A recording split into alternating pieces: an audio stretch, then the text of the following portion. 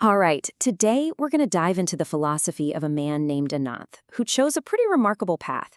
See, it wasn't a path to perfection, but one to peace. So let's explore his guide to what he calls simple, intentional living. So let me just start by asking you a question. Are you tired?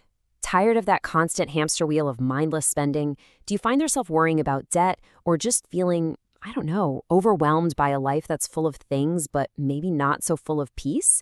If any of that sounds familiar, you're definitely in the right place. You see, the first core idea here is all about a major shift in perspective. Forget the perfect life we're all supposed to be chasing online. What if the thing we're truly looking for is just a peaceful one? And this brings us right to a huge realization from our guide, Ananth. He basically decided, hey, the goal isn't to get more stuff. The goal is to want less stuff. And that simple switch in your thinking, well, it's the foundation for his entire approach to life. So who is this person behind the philosophy? Well, it's really important to know he's not some guru living on a mountaintop. He's just an ordinary person. And that's exactly what makes his insights so powerful and, well, so relatable. So Ananth is a 61-year-old IT professional and a dad. And he makes a point of saying, listen, I am not a financial advisor. I am not a fitness guru. He's just sharing what he's learned from his own life experiences. And you know what? That's what gives his perspective so much weight. He's one of us. Okay, so let's get into the philosophy itself. What in the world does simple, intentional living actually mean? Let's break down the main ideas here. At its heart, it's a discipline. It's not about some big, dramatic, overnight change. It's all about the power of making small, consistent, and conscious choices, day in and day out, to build a life of peace.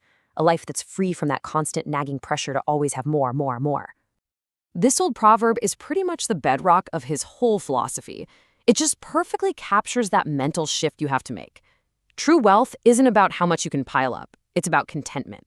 It's about needing less so you can have more freedom.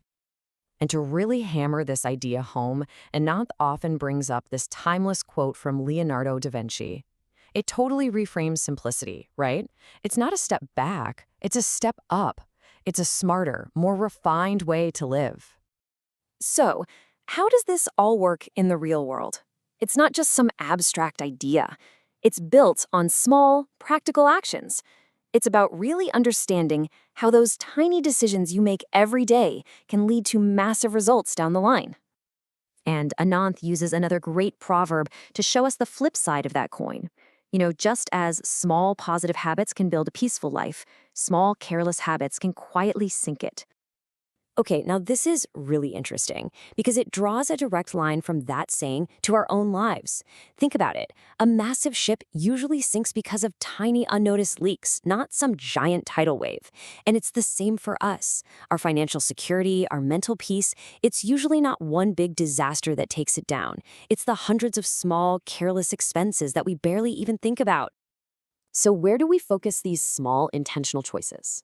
Ananth gives us 4 key areas. First, you've got to get total control over your expenses. You need to know exactly where every dollar goes. Second, have a laser-focused plan to get rid of major debt, like your mortgage, so you can feel true financial freedom. Third, keep your health simple. Think consistent habits, like walking, not expensive, trendy workouts. And finally, and this one is huge, learn the discipline to know the difference between a want and a need, and then have the patience to put off those wants. And this is so important to remember. This is not a race to be perfect. Nobody gets this right every single day. The real goal is just to be consistent and disciplined. It's that long-term commitment to these small choices that creates the big change.